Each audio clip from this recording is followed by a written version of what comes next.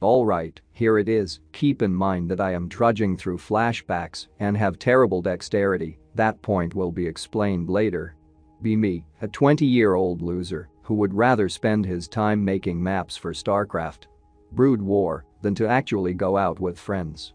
Turned 20 that day, so my dad and a couple friends dragged me out of my apartment to go out drinking. Sitting at the bar counter, and within 10 minutes of initial arrival, everyone who came with me is gone, doing something else, as usual. Probably look like shit, but this girl sits right beside me. She keeps glancing over at me, almost like someone looks at an amputee's stub. Curious, but kind of disgusted at the same time. She says, "Is there a reason you look like a horde of elephants stomped all over you?" Shit is kinda funny, so I smile. Her face lights up like a fucking supernova. Well, I guess you could say that's what living in a basement apartment does to you. I think I'd burst into flames if I stepped out in broad daylight. It goes from there, we laugh, we tell each other stories, and we get along just fine. I see my friends and dad file out through the door, peeking at me, almost as though they know we're hitting it off. Eventually ask for her number, to which she smiles in that odd whimsical way of hers. "Well, I'll write it backwards, just so you don't drunk dial me." I smile. I don't remember ever smiling this much in a day, even if it was just 4 to 5 times. A couple more hours pass, and we decide to split for the night. I had work the next day, I work from home. I go outside, light up a smoke, and see my band of merry men outside, just waiting for me. They demand every detail on the way home. Somehow, even as I recollect a happy evening, I can't smile, even though it had already made me do it a few times. The next day, remember I have the number in my pocket. I was too drunk to actually get changed. I call her up, and she answers with the same chipper voice she had all of last night. I start to think she's a fucking battery of positivity. Arrange to go see her at her workplace after her shift for dinner, so we can get to know each other a little more. Get there in my typical trench coat, jeans. She just seems so happy to see me, and I wonder why anyone would ever be happy to see someone like me. We go to this fancy French restaurant after I make the claim I can speak French, and she has me translate every item on the menu. Every time I say something in French, she gets all giddy. She settles on a plate of pork chops. Meanwhile, I forget to order. I'm too stuck observing her as we speak, and don't even notice that she stops and orders, or even notice the waiter. She doesn't say anything about it. As we keep talking, she suddenly says something that makes me question myself completely. "You know, the more I talk to you, Anon, the more I feel closer and closer to you. I think I might be falling for your charms." She says that last part in an odd tonality. I can't tell whether she's joking or not. But most of all, I don't know how I feel. I hadn't felt anything for a long time, but I could feel something. I just didn't know what it was. Was it fear? Was it love? Was it happiness?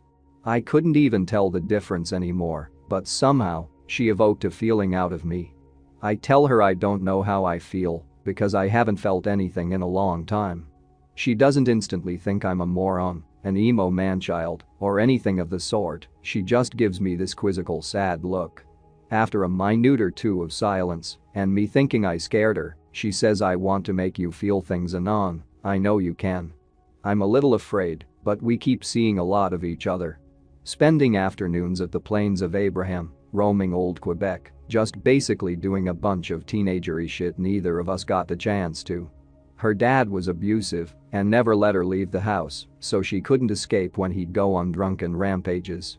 We explored the city together, and one day, we found this small antique shop and took a look inside. Funny enough, they sold floppy drives. As we perused the shop, she found this old Caribbean sculpted pearl necklace of a doe and a stag, with their necks together, as if they were hugging. She loved it, but it was so far from her price range. It was $900. We were both poor at the time, so we decided to just go back. I walked her home, and she invited me in. We sat down on beanbag chairs she had in the living room. Since I had never had one, I was curious. We just sat and talked for a few hours, drinking tea. Before we know it, it's midnight. I tell her I should probably get back, so she walks me to the door, where I realize something. Leaving is making me feel terrible, and every time I see her, I feel happy. I tell her I think I love her, but not to quote me on it, I'm still unsure. The look in her eyes is probably the most happy memory I have. She flings her arms around me, and me, being the uncomfortable faggot I am, just stands there, awkwardly, but she doesn't seem to care. I hear her whisper into my chest, "Will you date me, Anon? Do you think I'm good enough?" I'm shocked. Of course I will, I'm the one who should be worried about not being good enough. She smiles in a way that says, "Don't be stupid." I go home. The relationship goes well, with my occasional surprising her at the end of her shift with daylilies, her favorite flower. Her making me supper. The self-made animations for her. We're overall a very gushy couple. We both love each other so much. Fast forward a year and a half.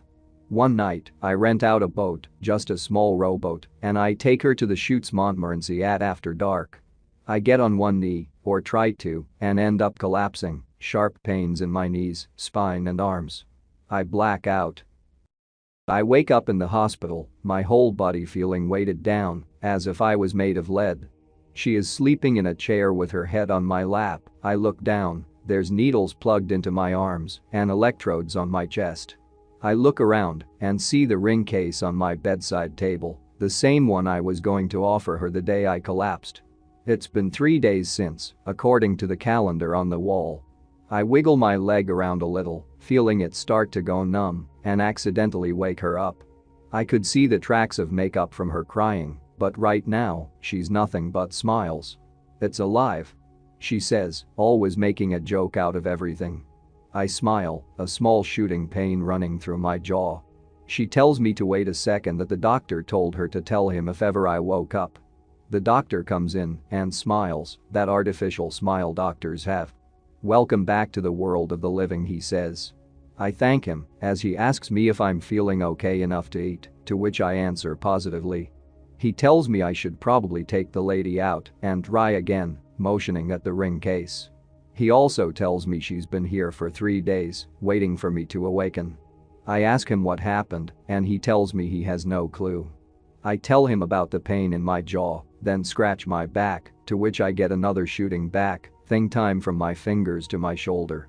The doc is puzzled, but he tells me to report back to the hospital later on today for observation, but to go for dinner first. He unplugs the IV and takes the electrodes away.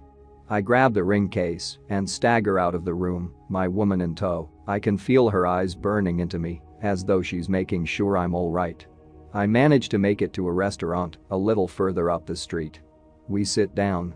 I tell her I have a business proposal. She grins. I tell her that by accepting, she accepts to spend the rest of her life with me in exchange for half my shit, plus a diamond ring. She says I had her at spending the rest of her life with me. I slip the ring on her finger, and she says something about being a pimp. I laugh, and our food arrives. We had called on the way, so we could get back to the hospital quicker. We eat in what would have to be the complete opposite of silence, talking with our mouths full, talking then they're empty, anything just to make up for the 3 days we both lost. Eventually we talk over that we should stay at her place. We go back to the hospital, and I kiss her goodbye. Had a few kisses with her before, but this is the first one I remember because of when it happened. I go back upstairs, and the doctor tells me to report to neurology. Go down 2 floors and enter the neurology department. I go to the counter, and I am directed to room 202. I go there. It's a room, a normal bed, not even one of those fancy ones. A TV, a bathroom, kind of like a 2-room apartment. A neurologist drops by to tell me they want to do a nerve conductivity study or something along those lines. They don't tell me anything more than it will be tomorrow morning. Tomorrow morning comes along, and they do the study. They also tell me to come back next week for another. And another. And another. And another. And more. And toss in another. And countless more. It seems to be a never-ending cycle of tests. I start to cry myself to sleep at night, not knowing what's wrong with me. Alice, my fiancée, always being there for me and comforting me. I know I'm being a child over this, but I find the situation terrifying. weekly nerve and blood tests, and no one is telling me anything, even the doctors have no clue. Until I get a phone call from my first doctor, urging me to come see him whenever I can. I drop by the day afterwards, and he looks kinda downed when he sees me. We step into his office and he looks at me, her, then me again, and tells it like it is. My nerves are deteriorating. Though they don't know why, it won't be affecting my motor functions for now, only my sense of touch. They think my collapse is an indicator that it will eventually hit my motor functions. Alice cries, my heart is crushed. The doctor says it's hard to say when the motor function will deteriorate enough to kill me, and there isn't much they can do. We head home, and I drive. I feel free, enjoying every texture I can feel, just because I still can. I still feel crushed, knowing that eventually, I won't be able to feel my future wife's touch, or anything at all. As days turn to weeks, I try to stay optimistic, going for my tests every month, but I know what they'll say, it isn't getting any better, and I can feel my sense of touch fading a little more each day. But with every day, my panic grows, and my lover's worry and stress grows, the smile on her face fading, and the lights in her eyes going out. On one of my testing days, I come back, by now barely having any sense of touch. I enter our place and see a note on the coffee table. I figure she must just be running late today. I don't read the note, and I go to bed. I feel pretty exhausted. I wake up the next morning, and there's still no sign of her. I go over to the living room and take a look at the note. I love you too much to stay and watch you slowly waste away, I'd rather die first.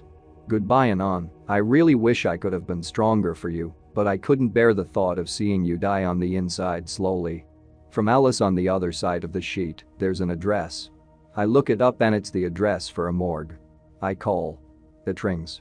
A gruff voice answers, we don't have the goddamn time. I manage to stutter out that my fiancée killed herself or so I think. The man tells me a woman killed herself behind the morgue, shot herself in the heart. He asks me to come down and ID her. Get down there as quick as I can. The man ushers me into the room. She's laying there, white as a ghost. Her delicate eyes closed for the last time, looking exactly the same way she did the night I met her. I realize it had been the first time I see her look anything but sad in a long time. I cry. I cry fucking hard. If you could do me the favor, it would be nice if you could save the story and post it on these threads, because there will be a time where I won't be around to carry her memory and help the others like me, because I can't be alone. If you enjoyed this video, don't forget to subscribe.